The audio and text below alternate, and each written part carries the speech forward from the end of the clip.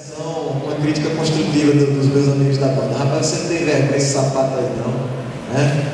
E rapaz, eu tava ali agora ajeitando um negócio, aí chega o irmão, eu não vou dizer o nome dele, eu não sei se ele queria. Chega o irmão ali e diz: homem de Deus, você aceita oferta material ou só em dinheiro? Eu digo: irmão, material, em dinheiro, psicológico, tudo que você quiser, traga. E ele traz ali esse presente bonito, ó. Está brilhando mais que catarro de menino na parede. Muito obrigado, meu irmão. Muito obrigado. Se eu errar por dizer seu nome, viu, irmão Rogério, me perdoe. Que felicidade, que coisa boa. Mas infelizmente, irmão Rogério, esse provavelmente vai ter o mesmo rumo do outro, vai ficar todo empoeirado. Porque a minha família tem um negócio de sapato para festa, sapato para ir para o culto e sapato para trabalhar. Para mim tudo é sapato. Eu vou para o sítio, vou de sapato. Eu vou fazer uma visita, vou de sapato. Eu vou para a igreja, eu vou com o mesmo sapato que fui para o sítio de tarde. Esse menino passou uma graxinha ali para quê? Vai ser de novo amanhã. Então comigo é mais ou menos muito prático, né? Mas eu prometo, irmão Rogério, que o senhor teve tanto carinho que eu vou gastar o outro mais um pouco. Vou demorar, viu? A gastar isso daqui. Alguém pode ligar as luzes, por favor? O que está acontecendo ali? Qual foi o tema que vocês escolheram? Como ouvirão, se não há quem pregue? Isso que vocês viram é uma situação que está se repetindo por todo o Nordeste brasileiro. Nós temos igrejas, nós temos salário para esses pastores, ou no mínimo uma oferta razoável, nós temos casa pastoral, mas nós não temos obreiros. Sabe, querido, nós temos assistido alguns DVDs por aí de alguns ministérios de música que dizem: esta é a geração do avivamento, esta é a geração que vai marcar a sua história, esta é a geração que vai mudar o seu tempo. Eu não duvido que esta seja uma geração que vai marcar a sua história, mas eu duvido que essa nossa geração marque a sua história de uma maneira positiva. Eu duvido que realmente nós sejamos de fato uma geração do avivamento, porque primeiro, não existe avivamento sem entrega, não existe avivamento sem oração. E se tem uma coisa que a gente percebe ao ligar a televisão e ao visitar os cultos, é que essa é uma geração que não se entrega totalmente a Deus, é uma geração parcial e é uma geração que não ora, é uma geração que não gosta de orar. Então eu duvido que nossa geração seja uma geração do avivamento. Quando nós encontramos alguém disposto a ir ao campo missionário, geralmente o camarada senta numa cadeira, olha de frente para a igreja ou instituição que está querendo lhe enviar e diz: olha, eu preciso de um plano de saúde, eu preciso de tantos salários mínimos e eu preciso que você não me dê prazo para dar resultados, porque senão eu não vou. É uma geração que até quando encontra alguém disponível, não o está totalmente.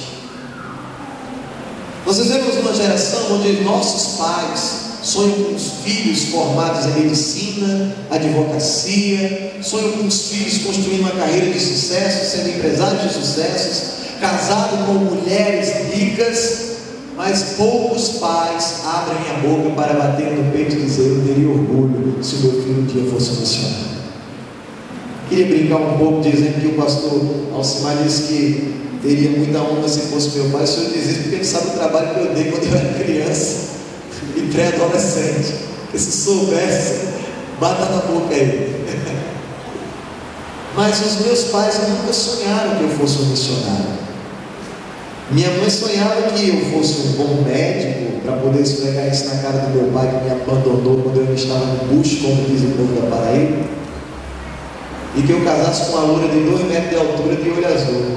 Eu casei com de Michele, baixinha, moreninha e dos olhos normal. Porque os nossos pais criam expectativas e sonhos a respeito dos seus filhos, mas não conseguem sonhar para eles sonhos de Deus. E aí você faz a mesma pergunta que o Paulo fez lá em Romanos capítulo 10: como? Se não tem quem prega.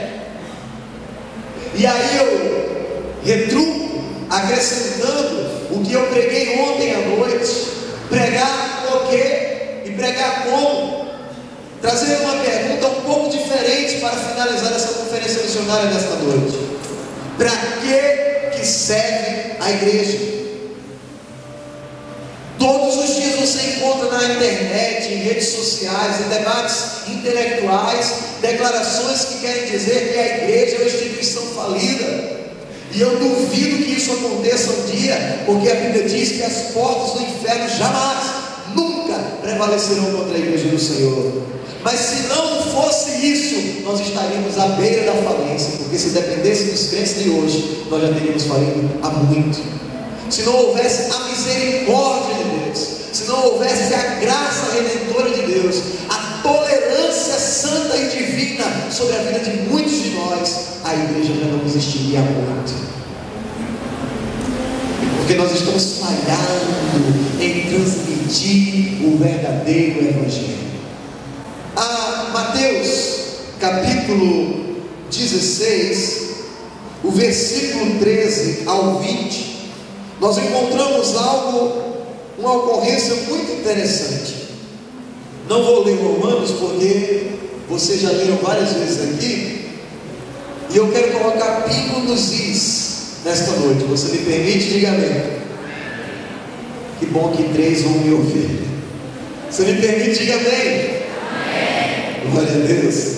Mateus capítulo 16, versículo 13 em diante. Veja o que está acontecendo, veja o que ocorre, veja o que está sucedendo nesse texto especial. Preste atenção.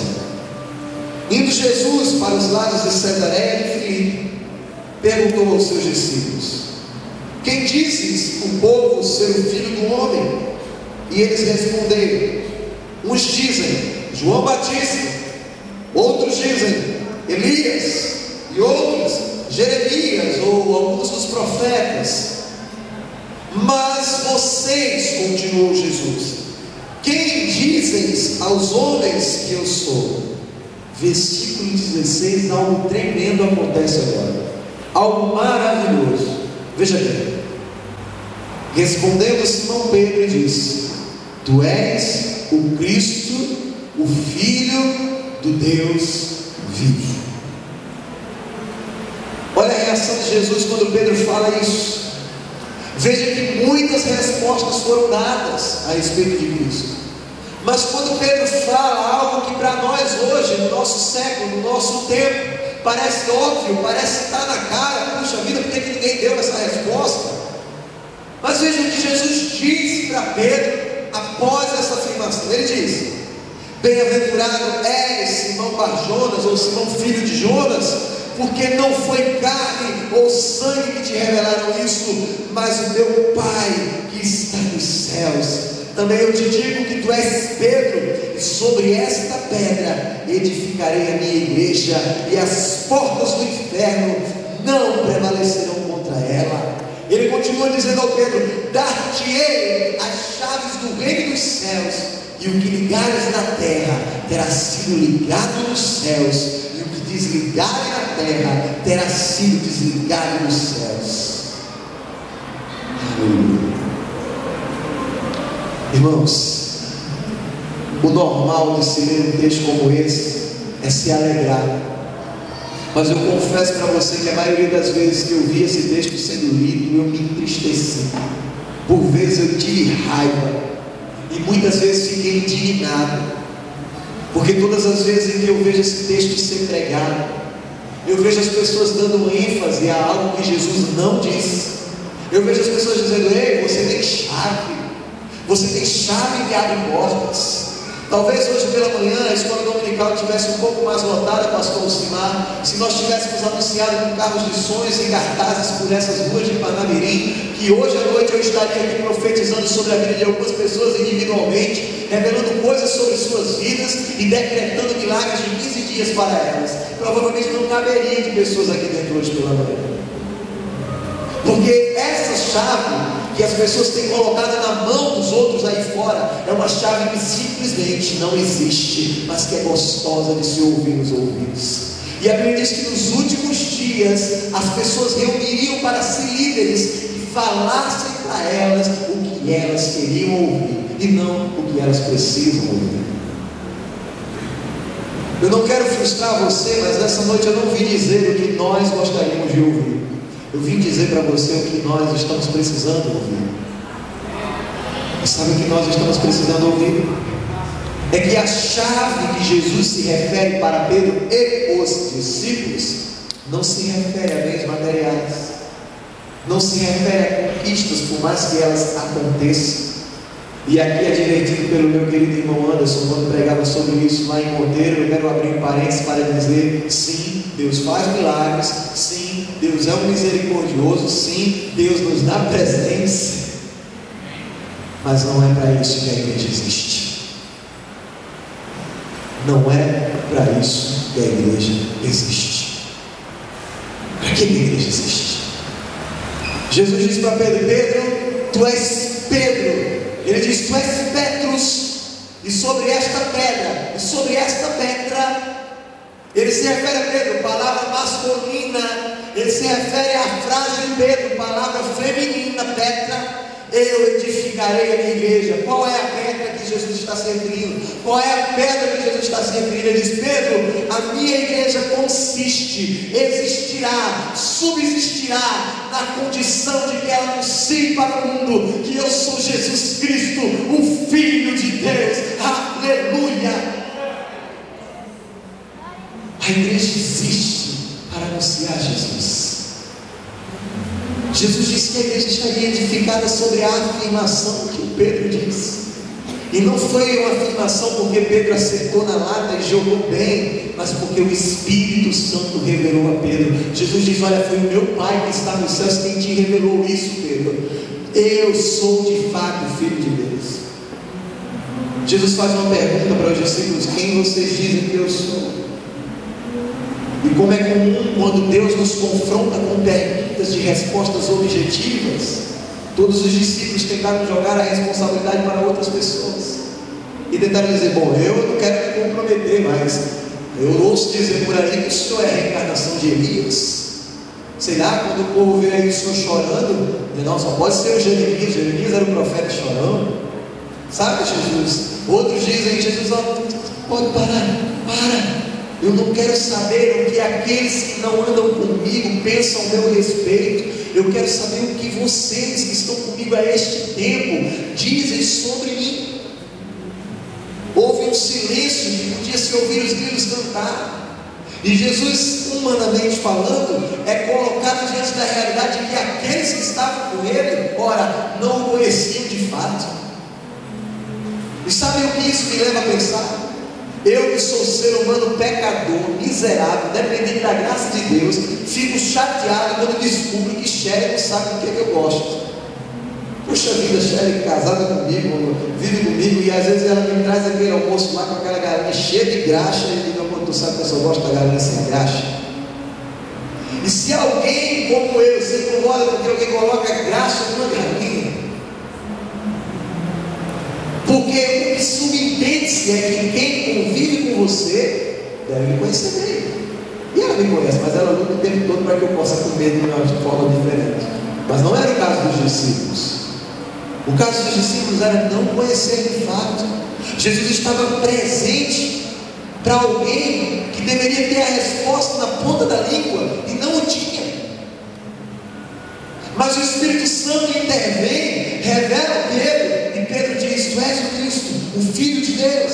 E Jesus diz: a partir de hoje, entendam o que está acontecendo, é histórico. Sobre esta afirmação, eu vou edificar a minha igreja.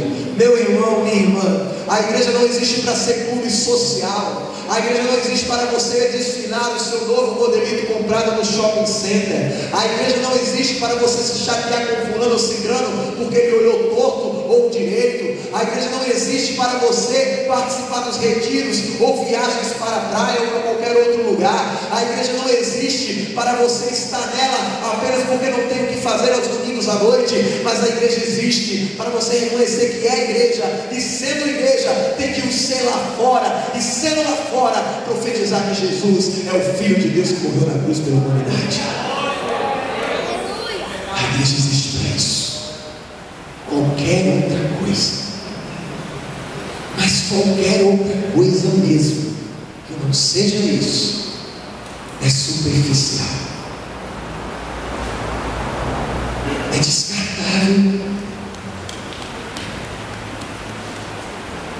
Porque, igreja, você tem uma chave capaz de abrir as portas do céu para alguém.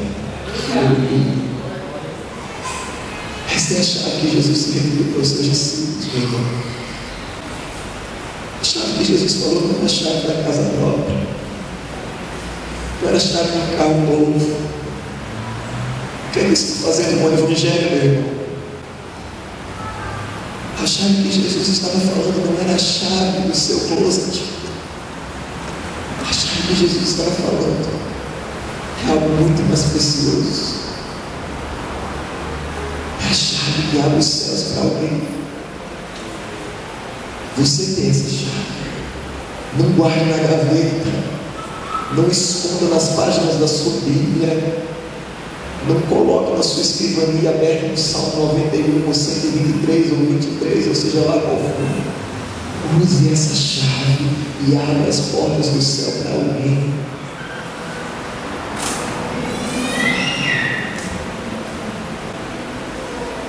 Porque o carro acaba, a casa acaba, o sapato acaba, o paletó acaba, tudo isso acaba, mas no céu não tem traça, não tem ferrugem, não tem ladrão. O céu é eterno, o céu é real, e a igreja se esqueceu que vai morar no céu. Mas eu quero me lembrar nesta noite: Jesus comprou a sua passagem com sangue há 2012 anos atrás, e você vai morar no céu. E não vá só, leve vizinhos, pregue o Evangelho, abra o céu para alguém em Parnamirim, abre o céu para alguém em Natal, abre o céu para alguém no Rio Grande do Norte, na Paraíba, no Ceará, no Piauí, no Brasil, que está no mundo. Abra os céus.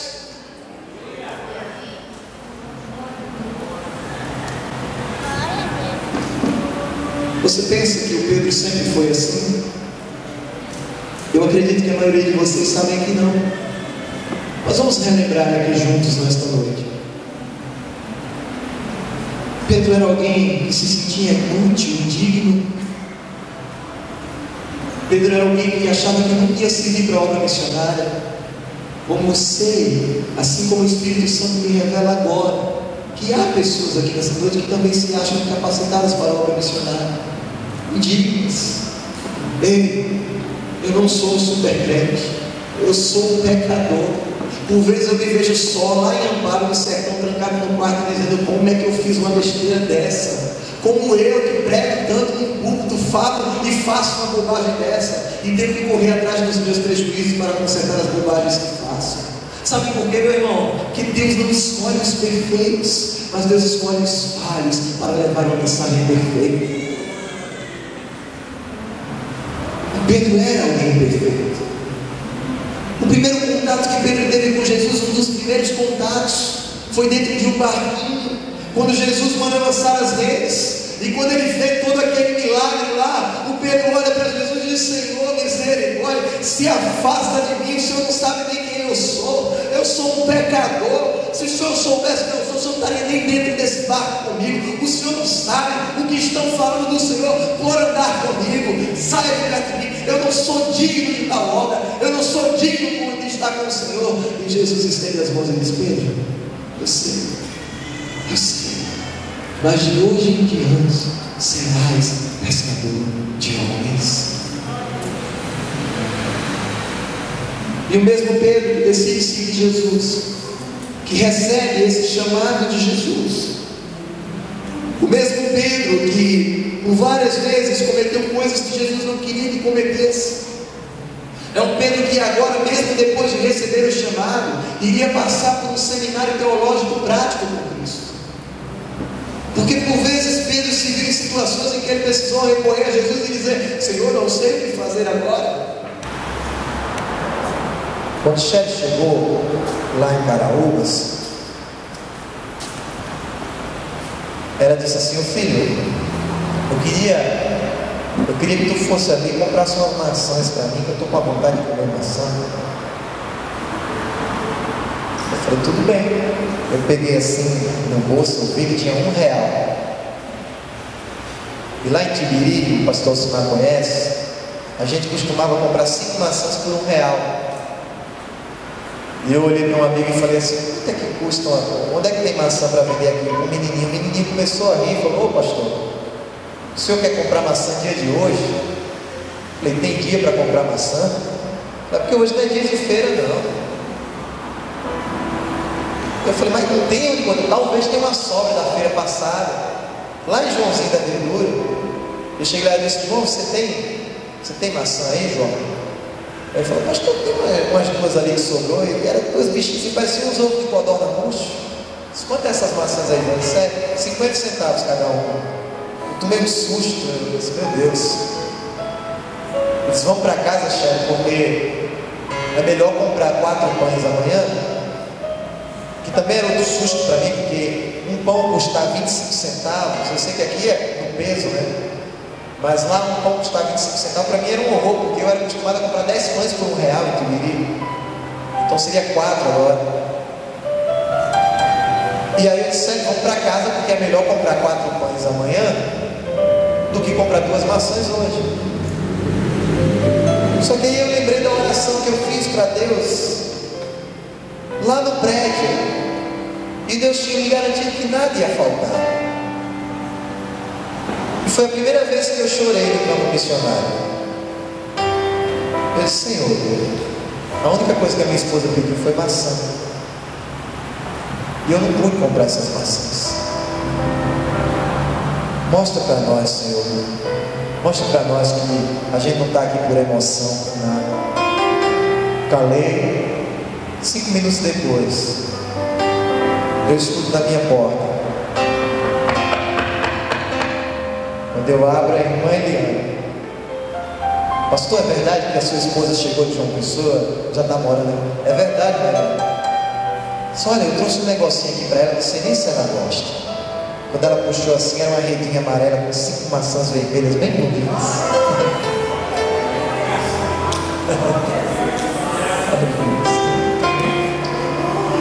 Deus, eu já contei essas histórias tantas vezes, mas é impossível não se emocionar sabendo do cuidado em relação à minha família, em relação à minha vida, Deus. Aleluia. Porque todas as vezes que eu conto essa história, eu relembro aquele momento do teu cuidado, do teu carinho. Senhor,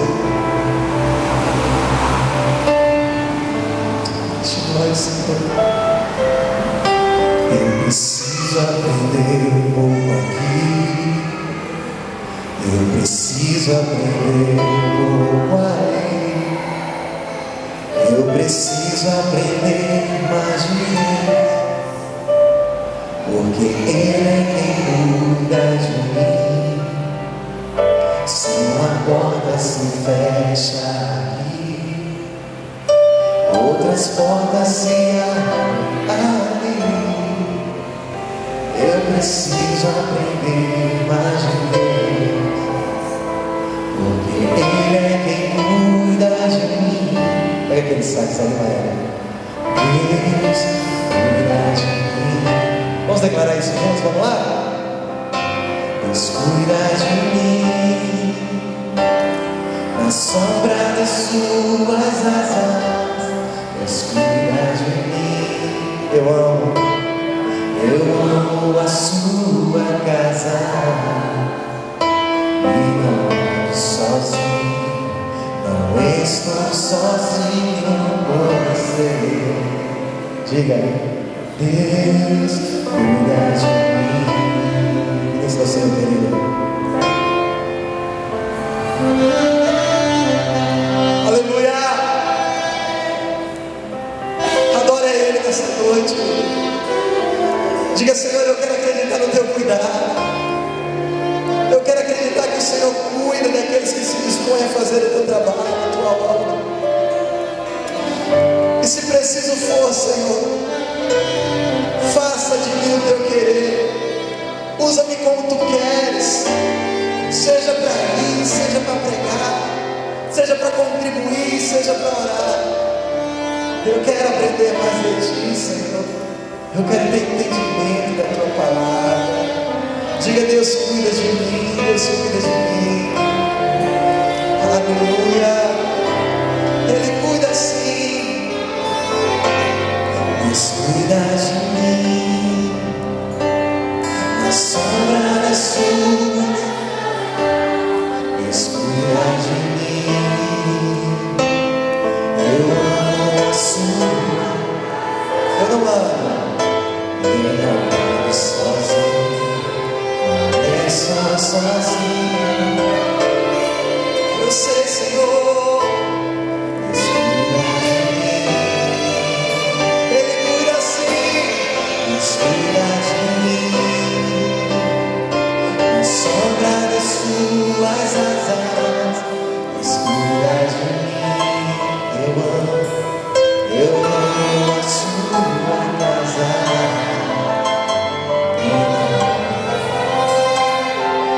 Eu não sou sozinho.